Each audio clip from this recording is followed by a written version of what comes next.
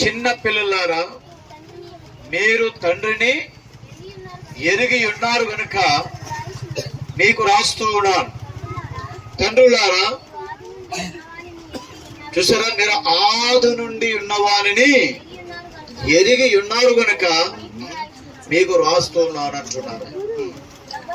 యవనస్తులారా, మీరు బలవంతులు, దేవుని వాక్యము మీ యందు నిలుచుచున్నది. దేవునికి మహిమ కలుగును గాక. మరి వ్రాయబడిన వాక్యములో నుండి దేవుడు మన అందరితో మాట్లాడును గాక. దేవునికి స్తోత్రం. జాగ్రత్త. ఇక్కడ మనం గమనించినట్లయితే మరి దేవుని వాక్యములో మనం చూసినప్పుడు యోహాను యేసుక్రీస్తు యొక్క శిష్యుడు. ఈయన శిష్యులందరికంటే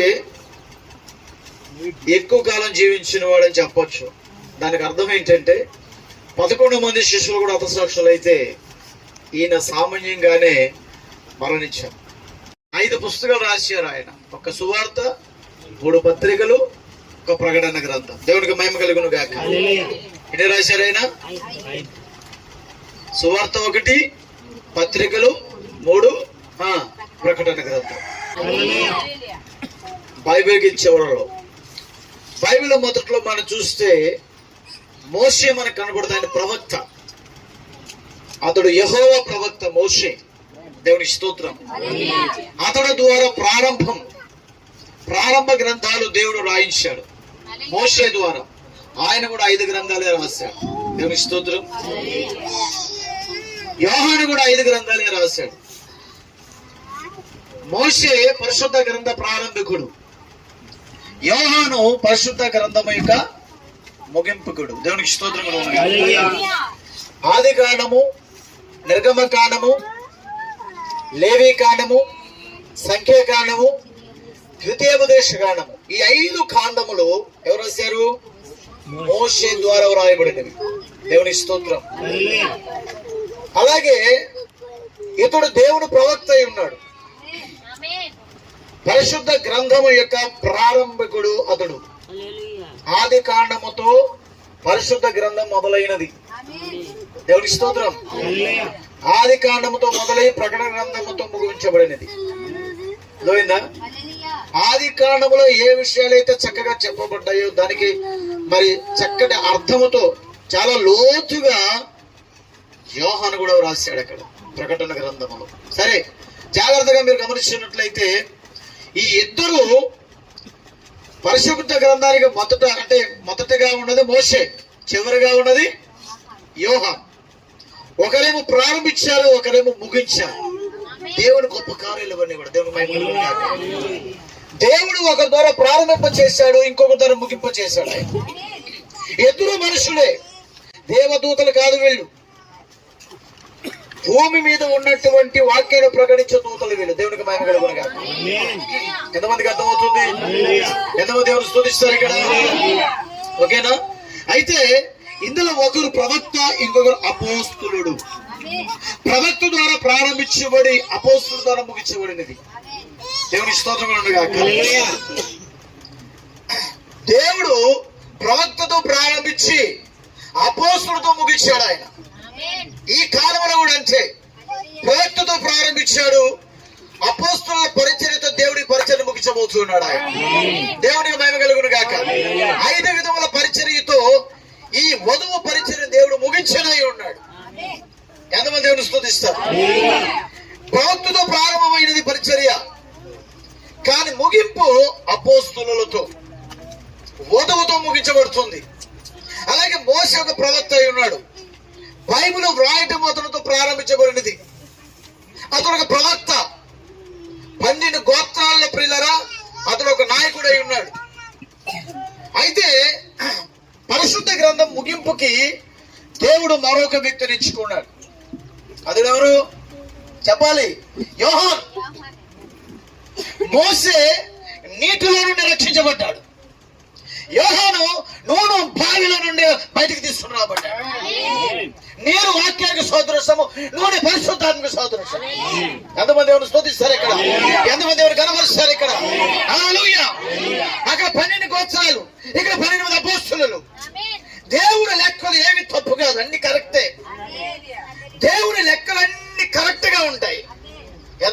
స్తుతిస్తారు. మోసే ఎక్కడి నుండి తీయబడ్డాడు? నీటిలో నుండి. ఆ చొమ్ము పెట్టి లోపల అతడు మరి ఉంచబడి ఆ నీటిలో నుండి చక్కగా అతడు రక్షించబడ్డట్టుగా మనం చూస్తాం. కానీ యోహాను అయితే నూనె బావిలోనికి పంపించబడ్డాడు. 24 గంటలు అక్కడ మరి ఆ నూనె బావిలో ఉన్నప్పటికీ ఆ నూనె యోహాను ఏమీ చేయలేకపోయినది. యోహానులో ఉన్నటువంటి అభిషేకం, యోహానులో ఉన్నటువంటి పరిశుద్ధాత్మ, దేవునికి మహిమ కలుగును గాక, ఏం చేస్తున్నది? ఆ నూనెని ప్రియులారా విడగొట్టినది ఎలాగా? దేవునికి మహిమ కలుగును గాక. ఆ నూనె బావిలో ఉన్న నూనె యోహాను ప్రకటన గ్రంథం రాయడం కొరకు అభిషేకానికి ఉపయోగించబడింది యోహానుకి అక్కడ. దేవునికి స్తోత్రం. ఎందుకంటే యోహాను యేసుక్రీస్తును చూడనై ఉన్నాడు, గొప్ప దర్శనం చూడబోతూ ఉన్నాడు, ఒక పెద్ద గ్రంథాన్ని కూడా రాయబోతున్నాడు ఆయన. అందుకొరకు దేవుడు అతనికి ఒక అభిషేకం ఏర్పాటు చేశాడు, నూనె బావే. కానీ వాళ్ళు అనుకున్నారు, శత్రువులు అనుకున్నారు, ఈ దెబ్బతో యోహాను పని అయిపోయింది. కానీ యోహానికి ఆ నూనె బావి ఎలా ఉపయోగించబడిందంటే ఆ నూనె యోహానికి అభిషేకానికి ఉపయోగించబడింది. దేవునికి మహిమ కలుగును గాక. ఎంతమంది దేవుని స్తుతిస్తారు? కాబట్టి యోహానులో ఉన్నటువంటి మంట, యోహానులో ఉన్నటువంటి అగ్ని, దేవునికి స్తోత్రం. యోహాను వేయబడినటువంటి ఆ నూనె బావి కింద ఉన్నటువంటి అగ్ని ఈ పరిశుద్ధాత్మ అగ్నితో నింపబడినటువంటి ఈయన ఏమీ చేయలేకపోయినది. ఎందుకంటే ఈయనలో దహించే అగ్ని ఆయన దేవుడు ఉన్నాడు, గొప్ప వర్తమానం ఉన్నది. కాబట్టి యోహానులో ఉన్నటువంటి నూనె అనగా పరిశుద్ధాత్మ ఆ నూనెలో ఉన్నటువంటి వేడిని తొలగించేశాడు ఆయన. ఆ నూనె బావిలో నుండి వాళ్ళు బయటకు వచ్చేటప్పుడు దేవుని దూత యొక్క స్వరూపం కలిగిన వాడిగా ఉన్నాడు అక్కడ. హల్లెలూయా. ఎంతమంది దేవుని స్తుతిస్తారు? దేవుని పని పూర్తయ్యే వరకు, దేవుడు అనుకున్నది జరిగే వరకు, దేవుడు ఏర్పాట్లు ఉన్నటువంటి ఏ వ్యక్తికి ఎలాంటి హాని జరగదు, జరగదు కూడా ఆయన. ఓకేనా? మోసేను కూడా ఆ నైలు నదిలో బుట్టలో పెట్టి విడిచిపెట్టినప్పుడు కొన్ని 100,000 మొసళ్ళు ఆ నదిలో ఉన్నాయి. కానీ బుట్టకు పైగా పరిశుద్ధాత్ముడు వచ్చి కూర్చున్నారు. కొన్ని 1000 దూతలు వచ్చి ఉన్నారు కాపులాగా. ముసళ్ళు చుట్టూ కూడా ఉన్నాయి. కానీ దేవుడు ముసల్లో రాజుకు చెప్పాడు, రాజముసలకి, హలో ముసలి రాజు, ఆ బుట్టలో ఉన్నటువంటి వ్యక్తి ఎవరో తెలుసా? యెహోవా ప్రవక్త. అతన్ని తాగడానికి ముట్టడానికి మీకు అధికారం లేదు. అతనికి సెక్యూరిటీగా ఉండండి. Praise the Lord. కొన్ని 1000 దూతల బుట్ట చుట్టూ ఉన్నారు. పరిశుద్ధాత్ముడు వచ్చే బుట్ట పైన కూర్చున్నాడు. చుట్టూ ముసలు కూడా సెక్యూరిటీగా దేవుడు ఏర్పాటు చేశాడు. ఆ బుట్టని గాని లోపల ఉన్న మోషన్ని గాని ఏమీ తాడు. ఆ నీరు కూడా లోపలికి రాలేకపోయింది. ఆ విధంగా మోషే బయటకు వచ్చాడు. ఇక్కడ నూనె బావి నుంచి యోహాను బయటకు వచ్చాడు. ఎంతో దేవుని స్తుతిస్తారు. మోసే నీటి నుంచి బయటకు వచ్చి దేవుని చేత ప్రియులు నిర్ణయించబడిన ఆ సమయము అతనికి అనుగ్రహించబడినది. అదే ఆ గొప్ప మండుచున్న పొద దర్శనము. ఎంతో దేవుని స్తుతిస్తారు. అలాగే యోహానుకు కూడా ఆ గొప్ప ప్రకటన గల దర్శనాన్ని దేవుడిచ్చి ఉన్నాడు. ఈయన 5 ఖండాలు రాశాడు ధర్మశాస్త్రాన్ని. ఈయన 5 పుస్తకాలు రాశాడు యోహాను. ఎంతమంది దేవుని స్తుతిస్తారు? ఎంతమంది దేవుని కనబరుస్తారు? కాబట్టి అతడు ఇశ్రాయేలీయుల కొరకు ప్రవక్తగా నియమించబడ్డాడు. ఆమేన్. కానీ యోహాను అన్య జనులకి ఇవ్వబడినటువంటి గొప్ప వర్తమానాన్ని ముందుకు తీసుకుని వెళ్ళడానికి అనేకమైన సంగతులు, అటు ఇశ్రాయేలీయులకు 1,44,000 మందికు, ఇటు అన్య జనుల నుండి రక్షించబడే వధువుకు కావలసినటువంటి ఆ గొప్ప మెసేజ్ గ్రంథాన్ని, ఆ గొప్ప ప్రేమరేఖ గ్రంథాన్ని దేవుడు యోహాను రాయించాడు. ఆ యోహాను నేడు వధువుకు సాదృశ్యంగా ఉన్నాడు. ఆ మోసే ప్రవక్త నేడు ప్రవక్తకు సాదృశ్యంగా ఉన్నాడు. ఎంతమంది దేవుని స్తుతిస్తారు? ఓకేనా? దేవుడి ప్రణాళికలు చాలా గొప్పవి, దేవుని ఆలోచనలు చాలా విలువైనవి. వాటిని అర్థం చేసుకోవాలంటే ఖచ్చితంగా నీ పేరు గొర్రెపిల్ల జీవ గ్రంథంలో ఉండాలి. ఎంతమంది ఆమెను చెప్తారు ఇక్కడ? ఎంతమంది దేవుని స్తుతిస్తారు ఇక్కడ? గ్లోరీ.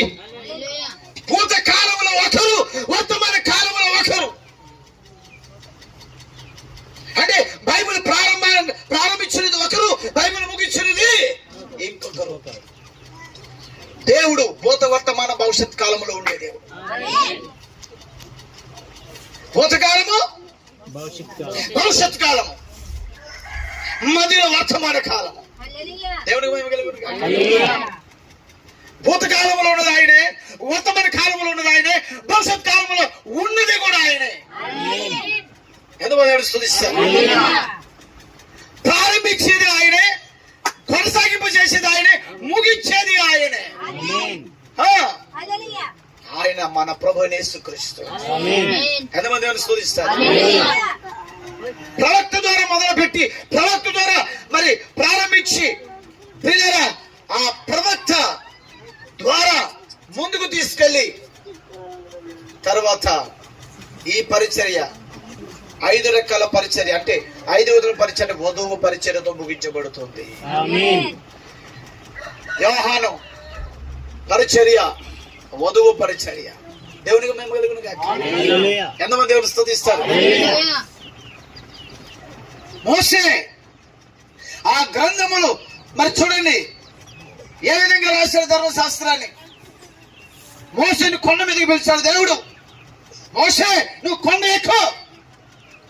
యోహాన్ని ప్రకటన 4వ అధ్యాయంలో ఒక స్వరం ఇచ్చింది, యోహానా ఎక్కి రమ్ము పైకి. మోషే కొండ పైకి ఎక్కిరా. అక్కడ యోహాను గురించి ఒక పిలుపు వస్తుంది, యోహాను పైకి ఎక్కిరా. దేవుడికి మహిమ కలుగును గాక. ఇద్దరికి పిలుపులు వచ్చినవి, ఒకరు కొండ పైకి, ఒకరు పరలోకములోనికి. దేవుడికి మహిమ కలుగును గాక.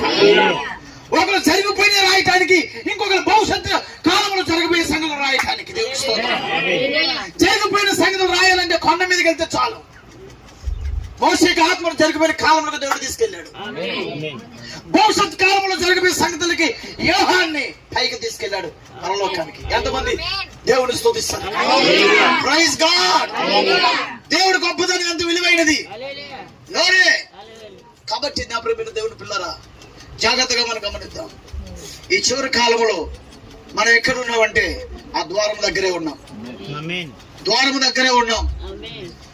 సమయం చాలా చిన్నగా, చాలా తక్కువగా ఉన్నది ఈ రోజు మనకి. ప్రభు వచ్చి ఆల్రెడీ ఆయన ప్రియులారా తన వధువు కొరకైన ఎదురు చూస్తా ఉన్నాడు. 1963లోనే ఆయన యొక్క రాకడ గొప్పతనాన్ని తెలియజేశాడు. ఆయన 1963లోనే ఆయన రాకడ యొక్క పిల్లల ఉనికిని పరిచయం చేశారు. ఆయన 1963లోనే ఆ 7 ముద్రల ప్రత్యక్షతను దేవుడు ఇచ్చి ఉన్నాడు. కాల ప్రవచనం ఎంతమంది దేవుడు స్తుతిస్తారు? ఎంతమంది దేవుడు కనపరుస్తారు? ప్రకటన 10వ అధ్యాయము నెరవేరింది. 11వ వచనాలు నెరవేరిన ఎక్కడ? 1963లో. దేవుడికి స్తోత్రము. ఎంతమంది దేవుడు స్తుతిస్తారు? ఇక్కడ ఆ గొప్ప ప్రభు యేసుక్రీస్తు రాకడ ఉనికి వధువుకి తెలిసిపోయినది, వధువుకి పట్టబయలైనది. ఆయన భార్యకి తెలిసిపోయింది. ఆయన ఎప్పుడు వచ్చాడు, ఎప్పుడు వెళ్ళాడు. దేవుడికి స్తోత్రం. ఓకేనా? ఇప్పుడు మనం ఎక్కడున్నాం? వధువు ఎలాగా ఉంది? ఇప్పుడు సిద్ధపడి ఉన్నది. ఆమె వెళ్ళుటకు ఇంకెంతో సమయం లేదు. ఆమెలో దేవుడు నన్ను వచ్చినందుకు దేవుడికి స్తోత్రాలు చెప్తున్నాను. దేవునికి స్తుతి చెల్లిస్తున్నాను. దేవుడు నాకు ఇచ్చిన కృపను బట్టి దేవుడికి మహిమ కలుగును గాక. మీకు ఎంతమందికి సంతోషంగా ఉంది? వినపడతలేదు నాకు ఎక్కడ. దేవుడికి స్తోత్రము. కాబట్టి ప్రియులారా, దేవుడు ప్రారంభిస్తాడు, దేవుడే ముగిస్తాడు. కానీ మనుషుల్లో నుండి కార్యాలు దేవుడు జరిగిస్తాడు. ఓకేనా? కాబట్టి నా ప్రియమైన దేవుడు పిల్లరా, జాగ్రత్తగా మీరు గమనించండి. మోషేని జరిగిపోయిన కాలంలోకి దేవుడు తీసుకెళ్ళాడు. జరగబోయిన సంగతులన్నీ చూపించాడు. కానీ యోహాను జరగబోయే కాలంలోనికి తీసుకుని వెళ్ళాడు. జరగబోయే సంగతులు ఆయనకి దేవుడు చూపించాడు. యోహాను ఎవరికి సాదృశ్యం అని చెప్పి మనం మాట్లాడుకోవడం పోయిన వారు. ఆ ప్రకటన గ్రంథములో 4వ అధ్యాయంలో నుండి పైకి వెళ్ళిన యోహాను వీటి ఎత్తబడి వధువుకి సాదృశ్యం. అంతే, వధువుకి సాదృశ్యమై ఉన్నాడు ఆయన. Praise God. 3 అధ్యాయాలు ముగిసినవి, 4వ అధ్యాయంలో ఎత్తబాటు జరిగింది. అక్కడ ఆయన వెళ్ళిపోయాడు, యోహాను పైకి వెళ్ళాడు. ఓకేనా? 7 సంఘ కాలాలు ముగిసినవి. ఇక వధువు వెళ్ళుటకు సమయమే మిగిలి ఉన్నది. వధువుకి ప్రపంచానికి తీర్పు దగ్గరలో ఉన్నది. మహాశ్రమలు దగ్గరలో ఉన్నవి ప్రపంచానికి.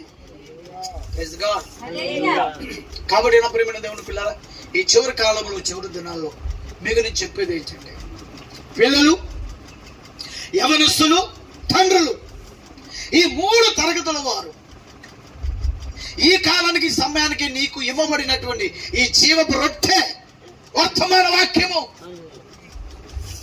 దేవుడికి స్తోత్రం. ఈ రొట్టెని చక్కగా 3 తరగతుల వారు విరిచి పంచుకొని తినాలి చక్కగా. ఎందుకంటే ఆల్రెడీ రొట్టె సిద్ధపరచబడి ఉన్నది, తయారు చేయబడి ఉన్నది. ఆ తయారు చేయబడిన రొట్టెని నేను మీకు ఇస్తున్నా. ఇప్పుడు నేను చెప్పే వర్తమాన వాక్యము నాది కాదు. దేవుడికి స్తోత్రము. దేవుడు తన ప్రవక్త ద్వారా సిద్ధపరిచినటువంటి రొట్టె ఇది. ఆయన సిద్ధపరిచాడు, నేను వచ్చి మీ గురించి మంచి పెడుతున్నాను అంతే. హల్లెలూయా. ఈ రోజు మనం తినే పనిలో ఉన్నాం. తినుడే తినుడు. ఏ రొట్టెది? ఆ రొట్టె పేరేంటమ్మా? జీవపు రొట్టె. ఏ రొట్టెది? జీవపు రొట్టె, మరణపు రొట్టె కాదు. ఏ రొట్టెది? జీవింపజేసే రొట్టె. అది నా రొట్టె. ఎవరిది? మీకు అర్థం కాదు ఇంకా. దేవునికి మహిమ కలుగును గాక. ఆ రొట్టె ఇంకా విరిచి పెంచబెట్టబడతా ఉంది. ఆ రొట్టె తినిన వాడు సావనే సావడు, సచ్చినా సావడు, ఎప్పుడు సజీవంగానే ఉంటాడు. అలాంటి జీవపు రొట్టెను దేవుడు మనకి ఇచ్చి ఉన్నాడు. అదే దేవుని వాక్యమై ఉన్నది, కాల వర్తమానమై ఉన్నది. దేవునికి మహిమ కలుగును గాక. 7 సంఘ కాలాలు ముగిసినవి. మనం ఎక్కడున్నాం ఇప్పుడు? 7వ సంఘ కాలాన్ని కూడా దాటేస్తాం. ఎక్కడున్నామంటే సిద్ధపాటుకి సిద్ధపరచబడినటువంటి వధువు. ఏమే ప్రైజ్ ది లార్డ్. ఆ వాక్యపు గదుల నుంచి వెళ్ళిపోయే సమయం ఆసన్నమైంది. ఇప్పుడు ఎంతమంది సిద్ధంగా ఉన్నారు? ఇక్కడ ఎంతమంది సిద్ధంగా ఉన్నారు? ఈ పిల్లలు, యవనస్తులు, తండ్రులు, ఈ 3 తరగతుల వారు ఈ రొట్టెను పంచుకొని తినాలి. ఈ వాక్యం చుట్టూ సమకూడాలి. అప్పుడే మీరు సజీవంగా ఉండే ఒక రోజున పిల్లరా మనము బలము పొందుకొని పక్షరాజులు రెక్కల సాపి ఈ భూమి మీద ఎగిరిపోతాం. మన దేహాలు మార్పు చెందుతాయి. ఆ రాకడ కొరకు సిద్ధపడి ఎత్తబడిన కొరకు 2000 సంవత్సరాల నుండి ఎదురు చూస్తా ఉంది వధువు. దేవుడికి మహిమ కలుగును గాక. కానీ మన కాలములో దేవుడు ఆ ఎత్తబడి జరిగించబోతున్నాడు. ఆమె చెప్తారు గట్టిగా. ఓకేనా? దాని కొరకు అందరూ సిద్ధపడాలి. పిల్లలు, యవనస్తులు, తండ్రులు, ఈ 3 తరగతుల వారు ఖచ్చితంగా పిల్లల వారి వారి వాక్యానుసారమైన గుణములను ఏం చేయాలి? ప్రచురించాలి, ప్రత్యక్షపరచాలి. పిల్లలు, యవనస్తులు, తండ్రులు కూడా. పిల్లలు ఎత్తబడాలి, యవనస్తులు ఎత్తబడాలి, తండ్రులు ఎత్తబడాలి. ఎత్తబడకపోతే ఈ 3 తరగతుల వారు మహాశ్రమంలో ఉంటారు. దేవుని తీర్పుకుండా మండు అగ్నిగుండంలోకి పోవుడే, ఇంకేముండదు. ఓకేనా? దేవుని స్తోత్రము. కాబట్టి మన కొరకు ఒక ద్వారం తెరవబడి ఉన్నది. మన కొరకు ఒక పిలుపు రెడీగా ఉన్నది. మన కొరకు ఒక రొట్టె ఇవ్వబడినది. ఇది తింటూ ఆ యొక్క ద్వారము గుండా త్వరగా మనం ఆయన దగ్గరికి వెళ్ళిపోదాము గాక. God bless you. దేవుడు మీకు ఇచ్చింది గాక.